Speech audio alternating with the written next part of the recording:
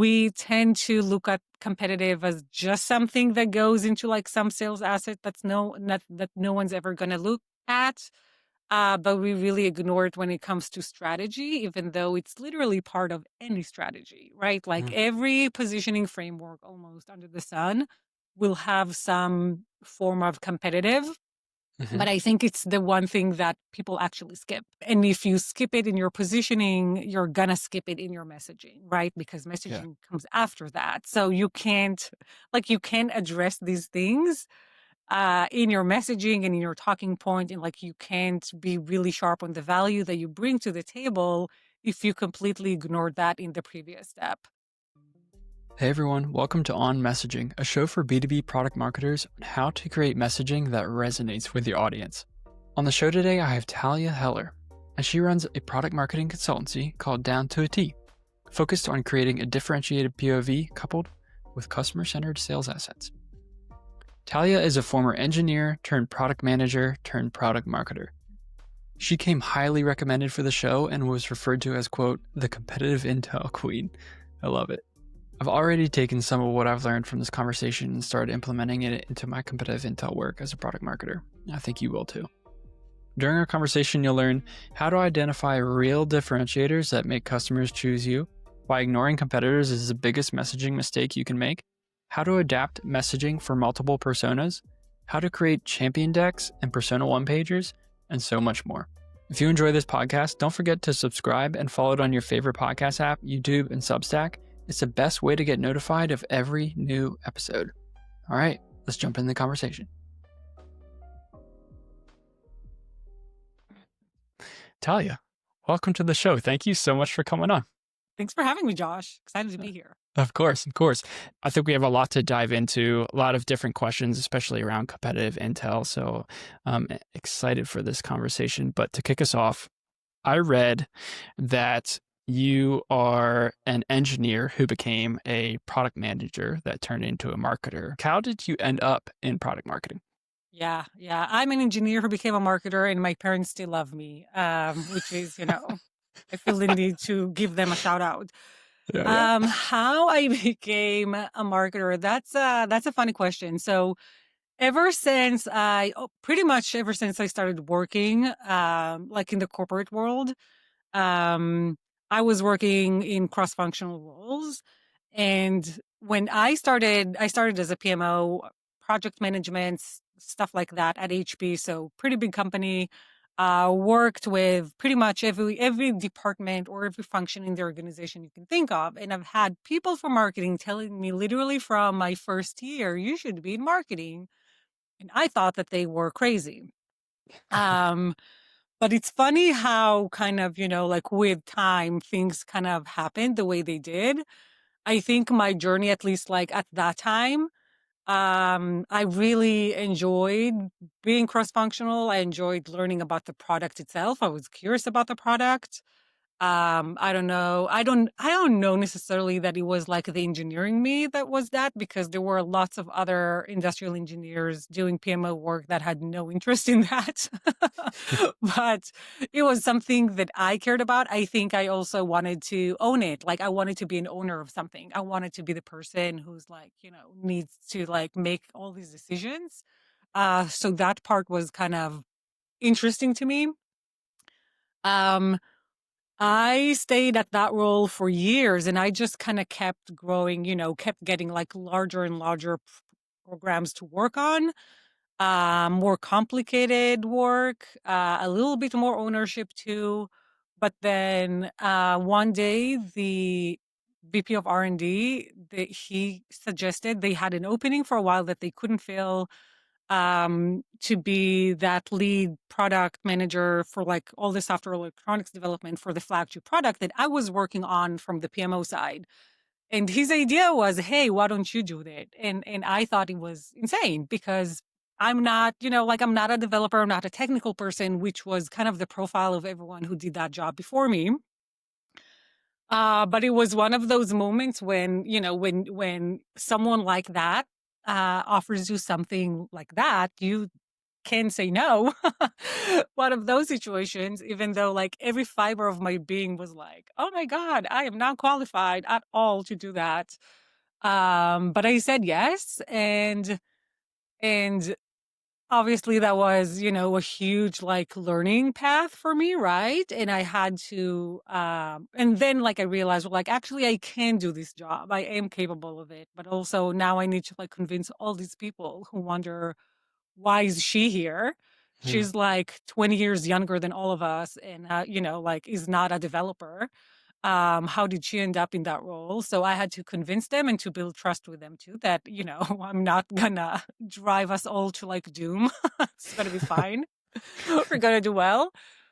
Um and and that was, and like really handling the cross-functional politics even, because then it's like people wants to push their things and their agendas into your product, and you kind of have to be the gatekeeper of saying like, is this like for the customer's benefit, or is this like for your benefit as, the head of that department? Um, and, obviously it's just like I got what I wanted basically. I wanted to own something. I got that. But then I found myself again, like kind of 3 years into that role, missing a lot of the things that I had more visibility to as a PMO. So more like the strategic decision making. So like being in a management review and like actually hearing the conversations like at the, C-suite level. Hmm. And I kind of miss that. So I hit pause, moved to the US to get my MBA here. And while I was there trying still to figure out what it is that I want to do next, I heard someone talking about their job in product marketing and it just kind of clicked. And I was like, oh yeah, that's what I want to do, because it's still product related, but it's not as much of the tactic in the day to day Hmm. that you get as a product manager that no one talks about, right? Like everyone tells you you're going to be the CEO of the product, but that's like false. False advertising. You're handling a lot of really mundane, you know, feature prioritization, but like for stuff that like no one cares about. Well, like they are important, but like, like it's not the big decisions. Yeah. So product marketing seemed to me kind of ideal. And that's the direction that I went towards since then. And I kind of never looked back. That's an awesome trajectory. We've had some people on the show who have maybe come from content marketing or from sales, or they've been, product marketing specialist to manager to senior manager to director.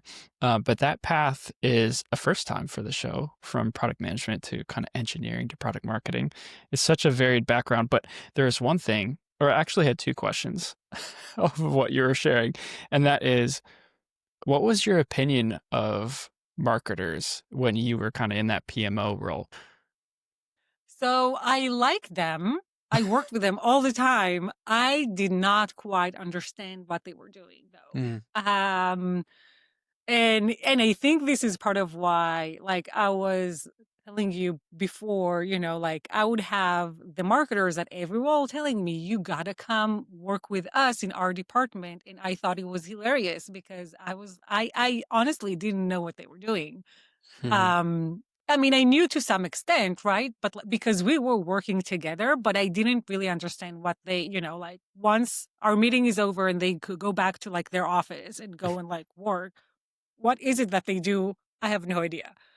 Yeah. Um, but yeah, I always liked them though. Like I thought they were super smart people. At least they were at the company that I worked at. They were well respected. They were very smart, very sharp. And in some of them, they would be the people in the room in that management review that are asking the hardest questions. Mm. So again, couldn't tell you what it is that they actually do, but I thought that they were, I guess, pretty smart. I just didn't think that I can do what they do because I just like had zero understanding of what that Yeah. was. Hey, well, look at you now. Here you are. I guess. You're getting interviewed on a marketing podcast. I guess I'm a marketer now. Of course, you're on the dark side. Um, all right, let's jump into some of what we're talking about today. And I wanted to kick it off with a question around differentiation. So many B2B companies struggle with sounding the same as their competitors. I'm sure a lot of listeners can relate to that. What are some of the common messaging pitfalls that you see? And what's your advice when it comes to differentiation? Probably the biggest pitfall that I see with companies is that they ignore the competition. So Mm. I think my approach to competitive is like a little different. I'm not as obsessed about the actual like gathering of the information. Like obviously it's important and you should know what is happening in the market. But I think where a lot of like competitive intel people or like that function or even like people in product marketing that think about competitive and of course outside of the function is that it's very tactical, right? It's like you just need someone to gather the intel and give it to you and that's it. Maybe throw it in like a la carte and like cool, we're done. And I think like very hard disagree with that approach. I think we tend to look at competitive as just something that goes into like some sales asset that's that no one's ever going to look at. But we really ignore it when it comes to strategy, even though it's literally part of any strategy, right? Like Mm. every positioning framework almost under the sun will have some form of competitive. Mhm. But I think it's the one thing that people actually skip. And if you skip it in your positioning, you're gonna skip it in your messaging, right? Because Yeah. messaging comes after that. So you can't address these things in your messaging and in your talking point, and like you can't be really sharp on the value that you bring to the table if you completely ignore that in the previous step.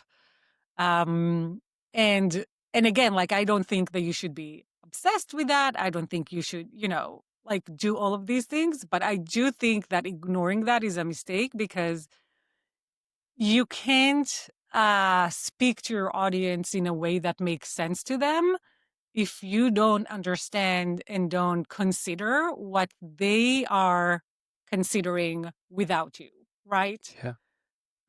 It doesn't matter who you are. Like they know other companies or other ways of solving the same problem that you offer to solve for them, Mm. right? Every person that drinks cola knows Pepsi, right? Like even though it's Coca-Cola. Um, and I think by ignoring that, we're doing all of us a disservice. So again, like how can you focus on the real differentiated value if you don't know what value they bring to the table, or you just like completely ignore it, or you talk about the things that are not differentiated, or like the value that everyone brings to the table, right? Yeah. Like Calendly, I think, just as an example at the time, was a good example of like when they started, they were really like the first ones who like, and it was very easy for them to position against like the status quo. So Yeah. instead of going back and forth in email, you just pick a time and schedule a meeting. Now there's so many other scheduling tools. You got to say something a little different. Right? Or Mhm. maybe not in their case because maybe they're kind of like they're ruling that category. But if there's another competitor that comes in, they got to tell a different story. They can just say the same thing, even though, yes, it's what they do. Mhm. So it's about, I think the biggest mistake in messaging is really ignoring that part of what your customer already knows. Yeah. When it comes to saying something different, especially when you have a very similar product in the same category, at what's the level of difference there? Could it be something as little as just a couple words, or is it, I guess what I'm trying to describe is how much differentiation does there need to be between two different competitors? Could you maybe jump into that a little bit? I don't think it needs to be huge. It also doesn't have to be product related, right? Differentiation today comes, I think, I would even say product related differentiation is becoming really rare. Yeah. because it's easier and it's probably faster, maybe even cheaper to develop and to catch up to different things. So you really got to know your strengths and where you shine. And again, that where you shine is not like an absolute thing, is where you shine compared to alternatives in the market. You Mm, need to know what is the thing that you are amazing at, and that's where you go. And it does, again, like it doesn't, it may not be product related at all, and it may not be huge, but um, if there is one thing that, helps your target ideal audience to pick you versus someone else, that's the thing that you should be talking about. mm. Yep. I love that.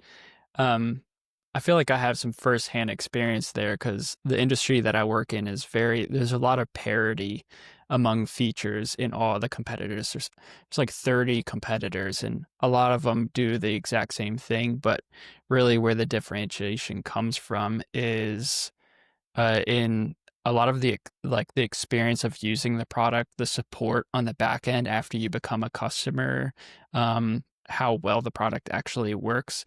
And that's kind of the things that we have leaned into as differentiation. It's more of like kind of that person to person experience, like company to customer experience. But yeah, I mean, like you said, that there's a rarity, especially, we live in the age of AI and information now. So that parity among features is you only maybe have that for 6 months to a year, but by the time everyone catches up to it, Yeah. it seems Yeah. like. Yeah. Yeah. I feel like that's even like generous now. But yeah, I agree with you. Like if if I think that some things like, again, like that experience post sales or like a customer support or a customer success experience of like, or like, an implementation services that Yeah. actually gets the product adopted. And not just, we're just going to upsell you with some services that's not going to actually give you any value. Hmm. It's these things that are also harder to imitate, Yeah. right? It's a lot easier to imitate software than it is to imitate like process and, Hmm. really strong, and like scalable way of like building relationships and making sure that, folks are feeling, happy and secure and all of that. Hmm. Or if you have like a very strong community and like very strong like go to market motion or like partnerships and things like that. These are things that are harder to imitate than product. Yeah. Very true. Very true.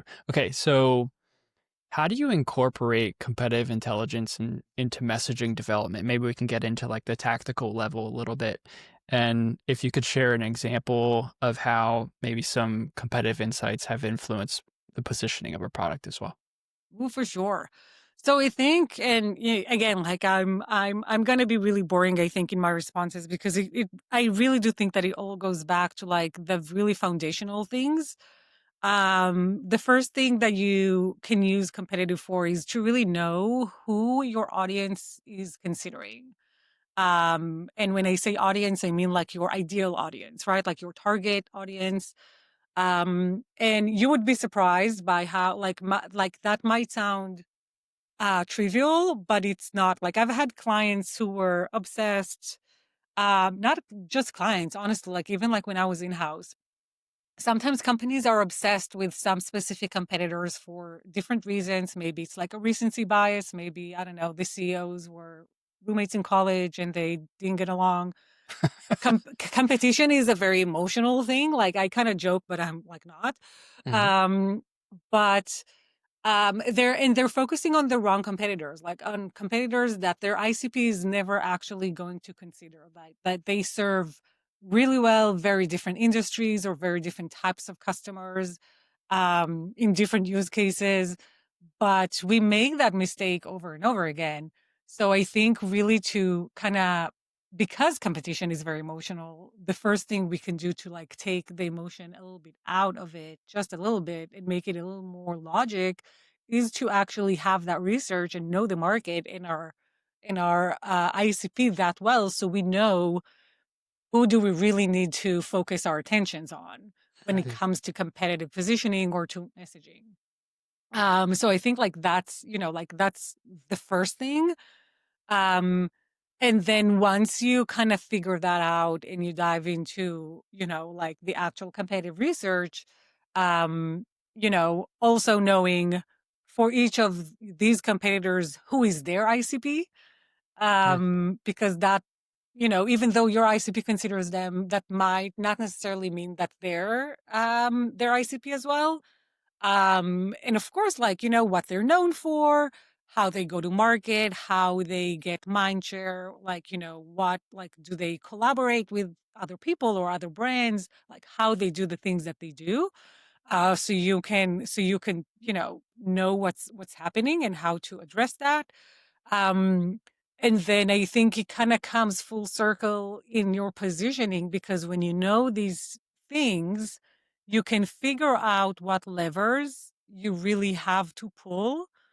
Um, and I guess when I say levers, I mean like your like unique value, right? Like what are like like the true distinct unique capabilities that you bring to the table that make your ICP choose you versus someone else.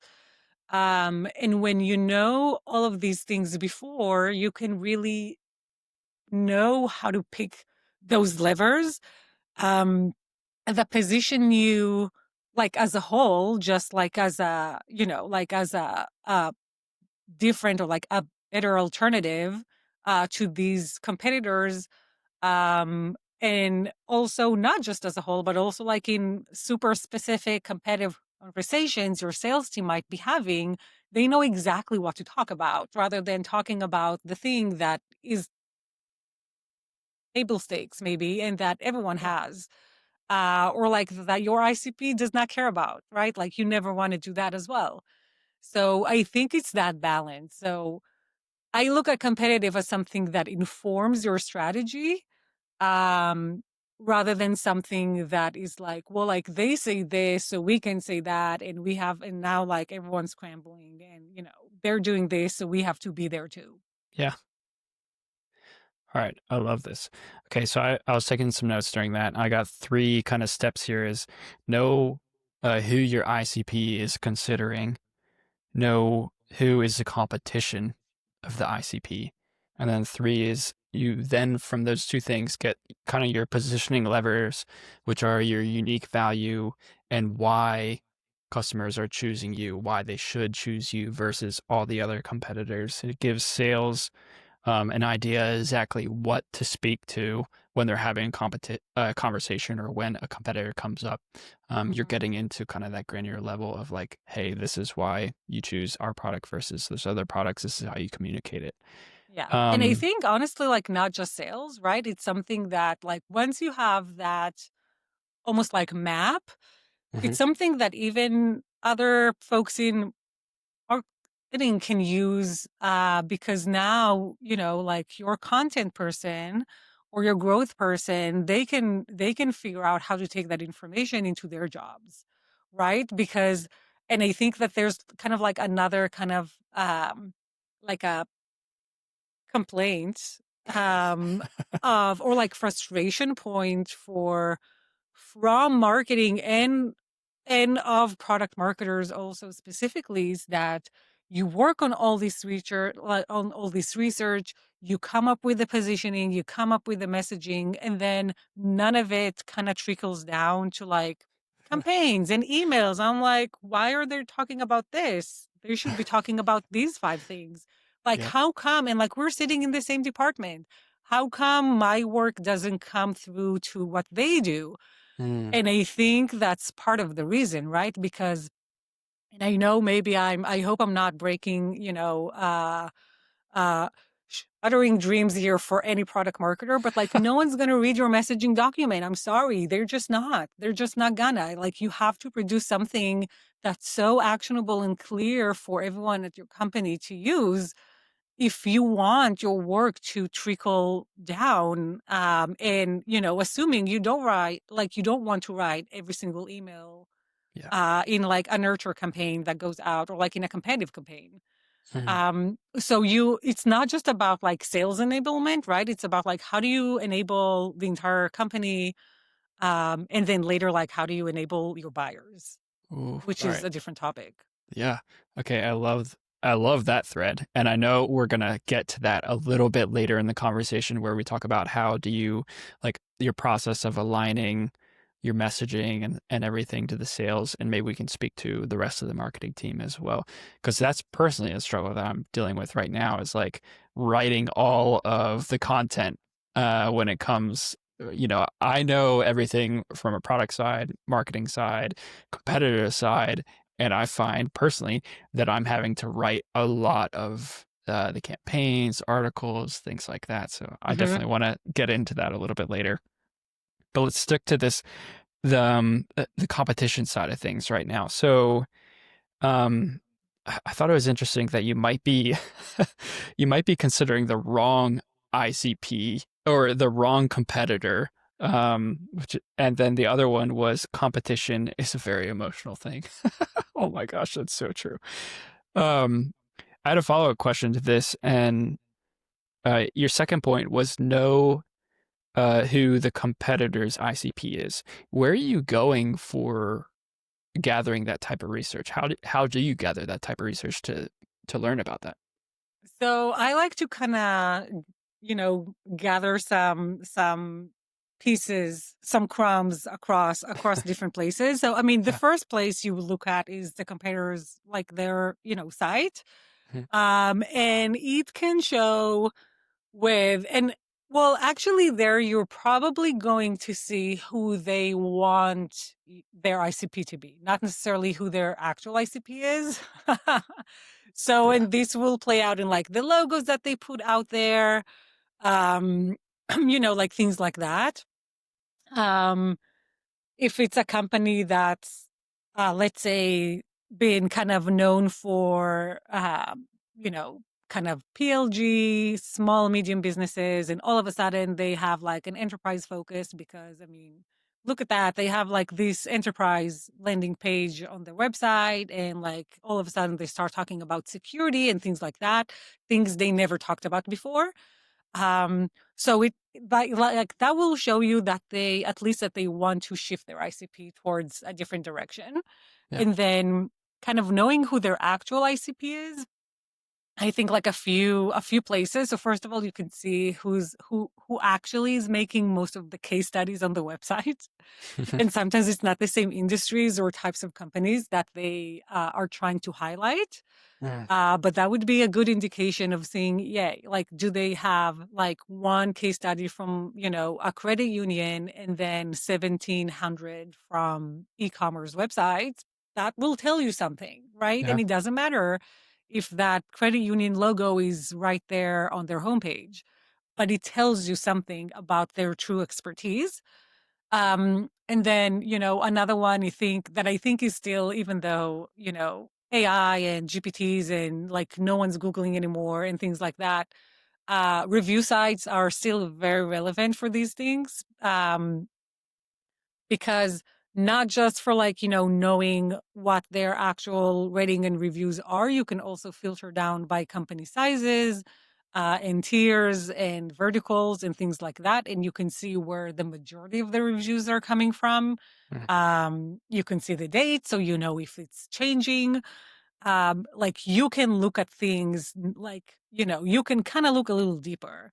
And then Mhm. of course you can, online communities, social listening, things like that also like will tell you like, who's following, who's engaging, who's responding, Mhm. who's actually like using the product itself. Yeah. Awesome. It's a great list. Great list. Website, case studies, who are they trying to target, who are they actually have customers, review sites, social listening. Yep. Love that. All right. So a lot of listeners of the show work in B2B marketing. And if you work in B2B, you know that there's often multiple personas that you have to speak to, the buyers, the end users, the champions. Da, da, da, da, da. It could Mhm. stretch to 5 different roles. Um, the financial buyer, people like that. How do you approach positioning and messaging when you have to appeal to multiple personas? It's my favorite topic. I Glad guess I I think asked. I think it's something that like a lot of people ignore, or maybe they address it, but like in one, like in just like one phase of like not even like the buying cycle. I guess it's like because it's kind of relevant all over, right? So first of all, it's relevant like in the funnel before the buying cycle even begins, right? Because of course, you have to be specific to get someone's attention, right? Like if you're just gonna say something super generic, no one's gonna Mhm. pause. So you do have to be specific and talk to like one persona, probably your buyer, um, to get that attention. But it really doesn't like it's not enough. You want to establish some familiarity with some other, like important stakeholders. So maybe you're not going to go after all the personas that you identified, but you'll probably want to touch on just like a little bit more, kind of like multi-threading before the sales cycle even begun. I Yeah. think I heard a really good example from that from like like you can do like retargeting campaigns that are kind of talking to the CFO, Mhm. you know kind of like having them familiar with your brand, so even when that proposal gets on their desk, it's not the first time that they've seen your brand name. And Yeah, there's yeah. and like some companies are doing that and like pretty successfully, so I Hmm. think that's a very smart way of doing that. um, of course, in the sales cycle itself, it's really important, right? Like we typically, I think, traditionally, we think about our champion. We need to get them bought in, but we all know, everyone, I feel like in SaaS B2B knows that's hardly enough. So many scary stats of how many deals are just gonna fizzle to like no decision. Buying software, I can tell you, last time I did it was years ago, and it wasn't easy then, but now it's way harder. Mhm. You gotta convince people that you know what you're doing, that it's not gonna, like it's fine, it's gonna be great, it's gonna not gonna be a waste of time, not gonna be a waste of money. Everyone's gonna love it. Everyone's gonna use it. You're gonna see all the ROI. It's really hard to do that, and I think that we really, as marketers, we have to. I think right now in most companies, the burden of trying to navigate that part falls mostly on the salespeople, Mhm. but it's kind of unfair. I think us as marketers really need to embrace that, like, and accept that that's what's happening and start helping them with kind of like in sales marketing. So how do we give things to our champion that they can forward to people in their organization? Because it's really hard to get a CFO to join a demo with you. Like Yeah. that's not going to happen. But how can you get them somewhat engaged even behind the scenes? So when they do get that thing on their desk, they're not going to kill it immediately. Mhm. How do you get your champion to look good to like their boss? Like how do you help them build a business case? All these things. Um, so we kind of have to start doing that, especially for selling like mid-market enterprise software. And that's something that I've seen when I was in house. And then I saw it again when I was a consultant. And now like I'm actually like I'm basing a lot of my offer like on that specifically because it's something that people are struggling with. Mhm. And super important. And I think the last thing is to do that even after the sale is complete and they're already a customer. We gotta think about, as product marketers, about adoption and retention. It's part of our charter. Um, and that means that, when we launch something, it's not just about letting admins know what's going to happen. Um, and again, like you mentioned, like SaaS B2B, I think this is kind of relevant there. when maybe you don't email all the user base directly. You just talk to the admins. But is there anything that we can do to help them enable their end users, which are the end users of our product? And again, sometimes we can do that through in-app, guides and messages and stuff like that. Great. Hmm. Most people don't do them. I'm sorry to everyone who's spending so time writing these. Most people just click the X and move on with their lives. You It's don't have the so true. patience. Um, Saying it as someone who wrote many, many, many of these. But yeah, the stats is depressing. Um, but if we can whip up a one pager that kind of explains the big changes and things like that and give it to the admins, that they can kind of forward, maybe even put their own branding, whatever, but that they Hmm. can use to enable the end users. Um, Guess what? That's gonna help adoption and retention. That's gonna increase these things. And these are things that we have to think about also whenever we launch something to Hmm. our current customers. Yeah. Um, yeah, I wrote down a note here, kind of something we talked about earlier is no one gets fired for buying Yeah, Salesforce. for Everyone knows Salesforce. that. Yeah. Everyone knows Yeah. that. And that's why it makes actually completing the sale really, really difficult. And that kind of leads me to a follow-up question that I had. And that is, how do you enable your champion to sell your product internally to kind of the end decision maker? Is there maybe I know you just talked about one pagers a little bit, whipping up a quick one pager that maybe they can forward on to their boss that's specifically messaged to Hmm. the CFO. Is there another way that, or any other examples that you have for that? Yeah. I like to use, and it's funny. It's been it was kind of like an accidental project that I took on 3 jobs ago. And it definitely became the most successful sales assets that I've worked on, that I've been recreating ever since, again and again and again. But we called it a champions deck, and it's not a sales deck. It's a champions deck, similar but different. Uh, it's designed uh, for the champion to share internally. So it's kind of meant to be a leave behind to begin with. It's not designed for the sales rep to talk through. So Hmm. it should kind of speak on its own. And that's something that, again, that kind of happens later in the sales cycle. So once the champion is already, they are in, they're bought in, and Yeah. now it's time to really help them to push the deal forward. So kind of proving the business case. And, we're always talking about, I don't know how folks are familiar with the challenger sailor methodology, but Yeah. I'm a fan. And I think, it's not based completely on that, but there's a lot of pieces from there that I like to take. So you want to teach them something, new about the market. You want to kind of bring in your own POV as the company.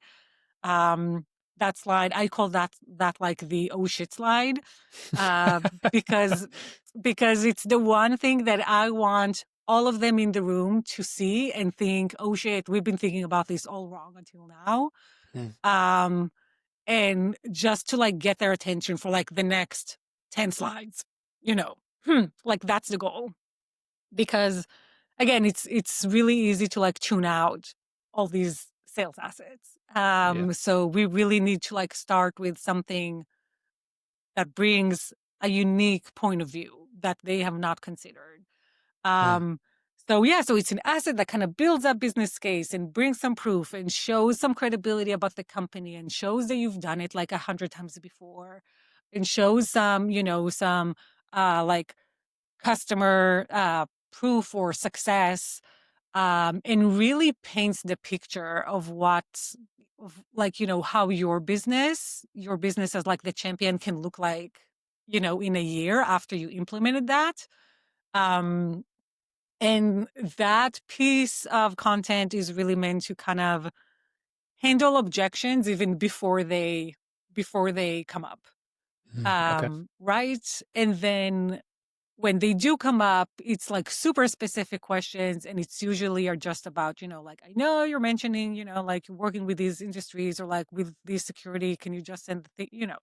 But like, it's kind of like, it kind of addresses the big topics that no one wants to talk about head on. Yeah. Here's how we make sure that you guys are gonna be like successfully implemented, and like in like all of these things.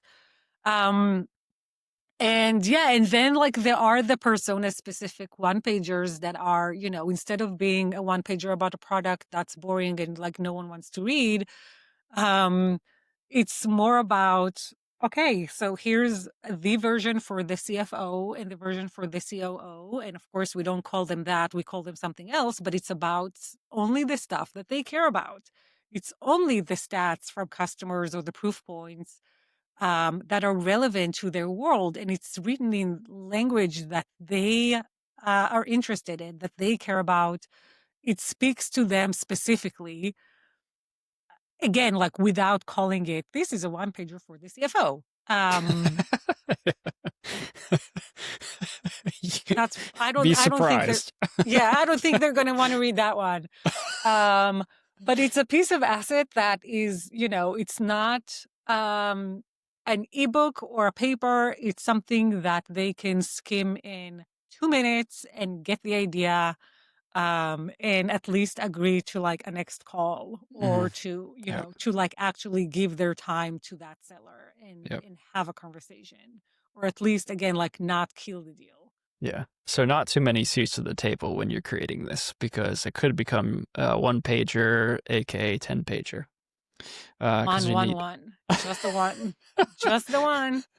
I mean, um, honestly, I would, if I were in a situation when I had enough material for a 10 pager for like like that would be amazing. that's true. It's usually really hard to find those very specific, super relevant to their world data points, and stats that you want to put in this document. Because again, like it's not a story about the product. It doesn't, I'm sorry, it doesn't have the interactive demo. No, the CFO is not going to click through that. Like they don't care about the product itself. Yeah. It's not about the product. It's about, it's about what's going to happen. It's about what's going to happen if you don't implement the product. It's about what's going to happen after you do. It's about results. It's about their peers and what they're seeing. It's about these things. Hmm. I love that. All right, let's jump into that thread a little bit. I had a question here that kind of dives into this a little bit, and you've worked with a range of companies when it comes to developing messaging. And we just talked about this a little bit, but I think maybe we can go a little bit deeper of what's your process for aligning the sales team and also maybe the marketing team on the assets that they use, and bringing in kind of like that product messaging and that narrative and making sure it's consistent so that everyone else can, do their own piece and the product marketer is not left creating everything. Yes. So I think when it comes to, when it comes to sales and getting them, like how do you work with them, align with them? I think it's truly like during the process. So it starts even before I actually start working. I get their 2 cents, get their POV, um, what's working, what's not working, any audience insights that they have, because they're talking to customers all day, every day. They can often know like almost immediately whether a prospect is even like a good fit or no.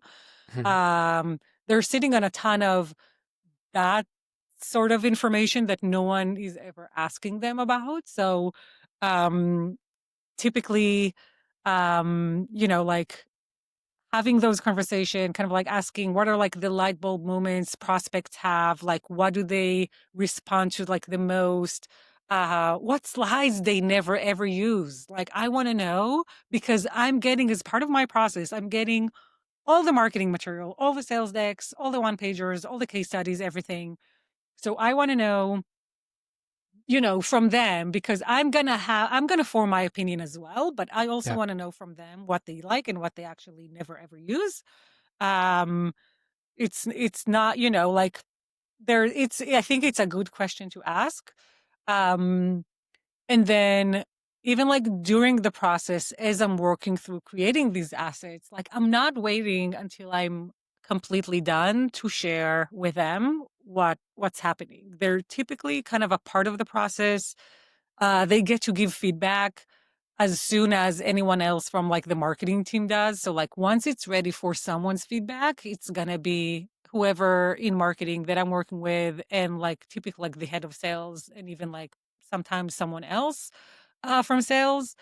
Um, so definitely don't wait until it's perfect Yeah. to share, and get that feedback very early so you can fine tune. I feel like it's much easier to change and to pivot when you're, you know, kind of early-ish in the process, and that you haven't like already finished everything or already in love with your slides, think they're the best thing, and then hear like, like negative feedback. I think it's just a lot harder. And I really try to come to these things like with no ego. I'm like, I don't care. Is that I like want 80% or what would you say percentage finished? um it's sometimes it can even be less, because sometimes Okay. it's like, here we're going to have a case study. I don't know what the case study is yet, but we're going to have a story. And like, also like, I would get their feedback, like what story you think we should have here, like what stories do prospects react to the most. Yeah. And like that would be the story that I want to put there. I'm not going to just like find a random story in like all the case study slides that I have and going to pick one. I'm probably going to pick one that I think is the best, or that speaks to that the most. Um, and then I think also when you're doing it then and again, like in that point, like the feedback is actually very quick.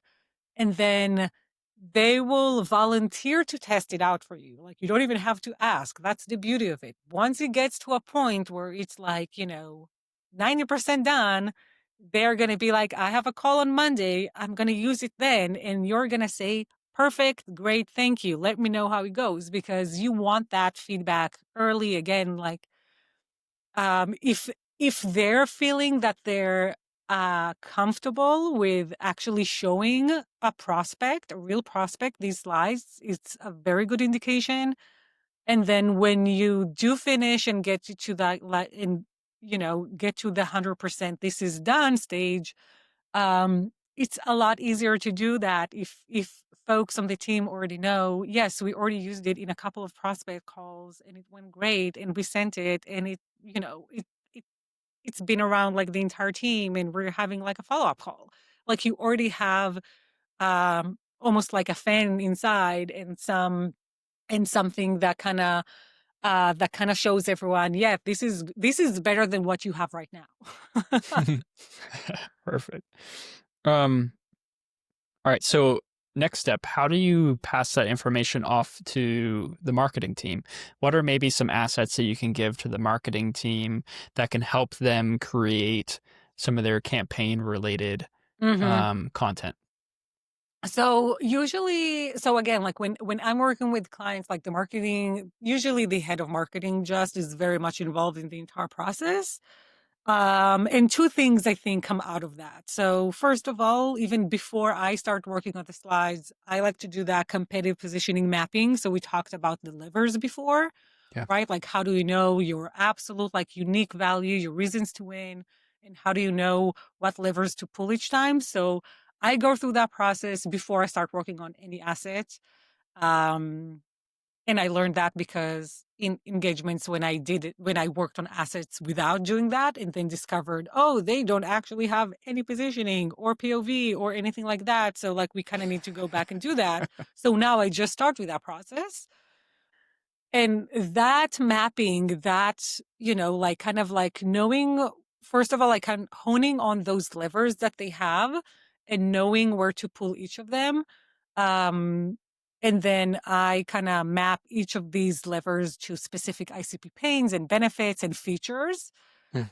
And that alone is a pretty simple table. It's really simple. Like it's not fancy. It's not a super smart template or anything like that. It's just a table. But I think because of that, it's easy enough for other people in the organization to kind of read and interpret and take into their own roles. I usually give them kind of like a couple of playbooks around it. Like, okay, so like, like if you have like in this situation, you can do like a competitive play, or you can do this, or you can do that. Hmm. Um, but again, like fairly straightforward. Definitely not trying to like reinvent the wheel here. I think whenever we try to enable anyone in the company, I think simple is our friend. And like, like not try to kind of explain everything in one place where they really need just like one piece of information. And then the second thing that happens, because when I start working with them, I do get kind of like I consume all the materials that they already have, all the sales decks, the one pagers, all the like messaging, positioning, ICP documents they have in the background. So and like if there's things there that are um that are super solid, I use them. Like again, like I'm not gonna try to reinvent something that's working. Yeah. If it's good, we're gonna use it. um but what I kind of do is I'm consuming that information and working on the assets is I'm also kind of taking notes of things that I see that I don't think are that great. And I kind of give them like just kind of like a quick audit at the end, and saying, hey, like notice this. Usually I would say a lot of the issues are like not that unique. It's Mm. typically like the slides or the assets are very company focused rather than prospect or like customer focused. You know, Slides that start with like about us, why we're amazing, Hmm. talk about the market in a super simplistic, generic way. I'm like, literally, you could put any of your competitors can say these things. Like, none of it is unique. Hmm. So like, it's typically these things. Um, and like that kind of happens, in the process too. Yeah. I love that. All right, so we're looking at from like a sales point of view and a marketing point of view of how to enable them. Um, and looking at, I mean, you said earlier, like no one seems to go ask the sales team of like, hey, what are those audience insights? Like you're having conversations every single day. What are those light bulb moments? What slides don't you use? What slides do you use? What do you like? What are you hearing back? And that is a great place to start for creating what they need and creating better kind of enablement assets, and then passing that off to the marketing team. So and you mentioned earlier in our conversation, if you create a messaging doc, the amount of people that are going to read that is probably zero, Mm-hmm. Mm-hmm. except for you. Maybe you can count yourself as that one person. But um, and there we got some advice from Alex Eaton from User Evidence on an earlier episode of how he creates his messaging and then distributes that out to his team. And that is, he keeps it at like 2 slides, and it provides a directional approach to how other people on the team can create campaigns, can create social media. What are the specific things that we're speaking to? What are our value points? Why do they choose us? That provides direction for everyone else on the team to be able to work towards. And that's 80% of the way. The other 20% is kind of like that nuance. Yeah, you and I know as the product marketers, we're digging into the competitive intelligence, we're digging into what's going on in the market. We have that nuance kind of in our mind. If we were to put it down on paper, it becomes a 10-page document. But if we can keep it in our mind, and that's what allows us to have those regular conversations, you build trust with the team, and that's where you share that nuance out of like, maybe demand gen team shares a couple assets, or you know banners for you or images that they want to use. And it's like, hey, can you take a look at this from a product marketing side of things? Like, oh, looks great. We're there. Or adding a little bit of that nuance into the copy or what's on the Mm-hmm. banner. It's definitely, I feel like that's like the best place for a product marketer to be in. Is like everyone else knows directionally where we're going. You can provide that nuance. Um, Exactly. And I like that approach. I like that approach a lot. I think, again, like, this is why, like, I'm telling, like, told you, like, it's not like that table is not fancy, and it's not fancy Yeah. on purpose. It's not like a super, like elaborate Notion template or like a Google Doc with like a bunch of formulas and like drop downs. Like, no, it is very simple. It has your levers and how they map and how they compare to each competitive alternative or competing alternative. So you know which one is relevant in what situation. That is it. Mm. And Okay. yeah, and of course, like, if like that can get all these other teams like so much further Hmm. than a battle card or a messaging document that no one's going to read. Yep. All right. I want to get into a quick story here. And before we started recording, we were kind of going back and forth. You're originally from Israel. I work for an Israeli company. We know the different type of cultures, and especially when it comes to messaging, some things that you say in English may not resonate or mean the same thing in another Hmm. culture. So you have to be very careful. But you mentioned you wrote something about a messaging mistake that you had kind of back in the day, and you said localization isn't translation, especially from product messaging, when it's going to be in front of different audiences across different cultures. Can you share a quick story behind that? Yes. Oh my God. So yeah, I've worked with at a ton of international companies, but it was that post that you referred to was one of my last client engagement. It was a German company, um, Oh, yeah. and they're marketing worldwide. Hmm. They're like kind of in an industry adjacent to the auto industry. Okay. So Europe, Makes of sense. course, a little bit US as well, but a lot of Asia companies as well. And even, when you say Europe and when you say Asia, like marketing in India is not like marketing in China, is not like marketing in Japan. Very different. Um, and I think, there are some kind of like when unless you have like a local marketer in each of these regions, which in these like in the size of those international companies, it's probably not going to happen because they're so massive. Um, you gotta, like you wanna avoid some idioms and things like that, and like phrases. Fine, all of these, we know, cool, but there's also that cultural effect, right? I think in the US, probably in Latin America too, you can be fairly direct. In France, you can probably be pretty direct.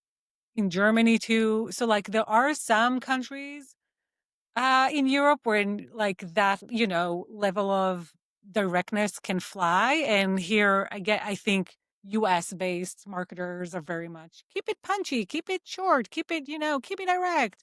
So like that advice is great for those markets. But once you really start going global, this will not fly because if something, even like a structure, like, do this without the why or, stop doing this, it's going to be borderline insulting in some countries. So even though you wrote this super, super punchy, super sharp messaging about, how you can do this while avoiding that thing. You can't really say that in some countries because that's going to insinuate that it's like, oh, like, so like you think I'm doing a bad job, and which is not like, you don't want to insult your prospects, kind of as a general rule of thumb. Hmm. Try not to insult them would be good. So that was just like a very, very kind of a humbling reminder that we kind of like that, like a little bit of negativity in our tone, right? Like you want to create a little bit of FOMO and you want to create that, like that little friction, but it doesn't work really well in everywhere. So Yeah. again, unless you have the resources to have variations in different countries, amazing, go for it. But if that's not the case, then you just gotta really be aware of, the cultural norms in the countries that you're marketing in. Yeah. Definitely. Um, I'm lucky enough to work at a company that does have some local people, and that definitely helps in kind of like the localization and changing of the messaging and the type of words within the copy that we use. That helps a lot. But there is generally a rule of thumb of, like you said, trying to keep the message positive. And it was funny you mentioned like it was a German client, and Germans are very direct, but they also love the detail. Hmm. And they love they love the detail. And if you don't explain the detail very well, they might think that you don't know what you're talking about. Oh, yeah. Yeah. Yep. Oh my Yeah, gosh. yeah, yeah, yeah. Oh, I yeah. love it. Oh, that Tone keep. messaging document for that company was very long. I can tell you that. That's awesome. Had a lot of detail. And then there's another one in Japan. Marketing is very different. And just the sales cycle in Japan is also just very long too. Very relationship based, and they also um, a lot of Japanese companies kind of stick locally as well, and so do Australian companies. They seem to stick in their local market a lot too, which is interesting. So, I mean, I've learned a lot working for a global company. I would have never known that beforehand. I would have just, thrown out, all the messaging and the copy that comes from that globally beforehand. But after you learn a little bit about, you humble Hmm. yourself, like you said. Yep, So yep, true. yep. All right. So let's jump into our last couple questions, same questions that we ask everyone that comes on the show. But if there is one piece of messaging advice that listeners could take away and implement tomorrow, what would it be? I would say the best inspiration or the best messaging comes from your customers. Yeah. You don't have to go that far. You don't have to be, meditate. I don't know, like, you don't have to wait for some godly inspiration. Listen to customer calls, have conversation with customers all the time. Try to keep them even casual. Yeah. Informal chats at events, things like that. Listen in on events that they participate in. You'll just start, like start having kind of like a list, like an actual physical list of like, here's phrases and words that they use all the time, and work with that. Like try to kind of include as much of possible of these in your messaging. That is just like a big unlock. And I think sometimes we really try hard to be like original or sharp or different. Um, like no, like it just needs to sound familiar and Yeah. you'll be good. Great advice. Great advice. A more personal question, if you could put it into a single sentence, what is living all about? I think living is about um creating genuine, authentic connections with people that get you. And they don't have to be like you, they don't have to be similar to you. But I think truly nothing is more powerful than seeing people for who they are and accepting them as they are, and vice versa, right? Like when you Yeah. feel like you can be they see you, they accept you, they not trying to change you. That's the best feeling. Yeah. I love it. Thanks for sharing, Talia. If listeners found what you shared valuable today, what is one thing they can do to lift you up, and where can they find you?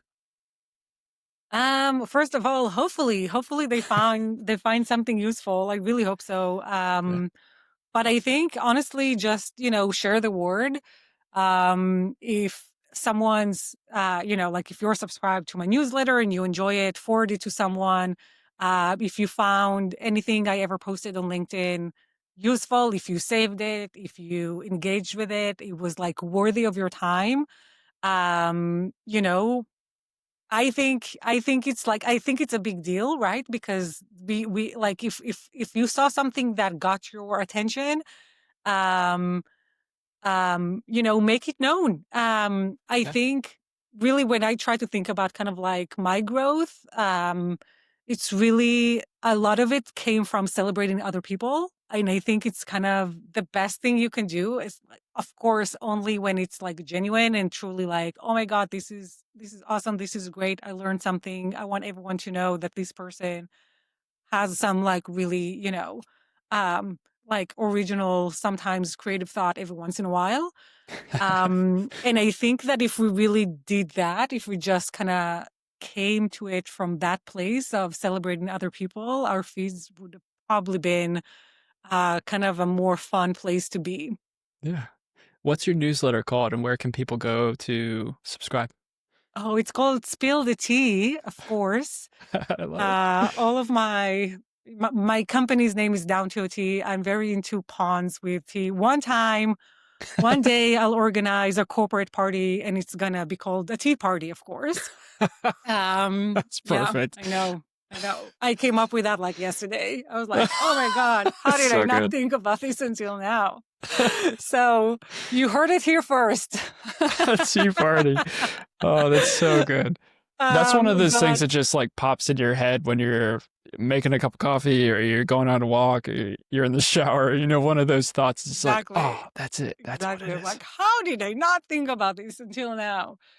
So yeah, so Spill the Tea, you can find it on Substack or Oh, yes. on my website too. If you just visit downtoatea.co/newsletter, you'll be able to sign up there, and you also get a nice little competitive enablement guide when you sign up, just for funsies, because Cool. why not? Mm-hmm. All right. Well, I'm on Substack too, so I'm going to go subscribe right now. But Talia, this was a lot of fun. Thank you so much for coming on the show. This was fun. Thank you for having me. Of course. And the competitive intel queen lived up to her lived up to her name. Those are Michelle Nieberding's words, so you can thank her for that. I will. All right. All right, Talia. Thank you. Bye-bye, everyone.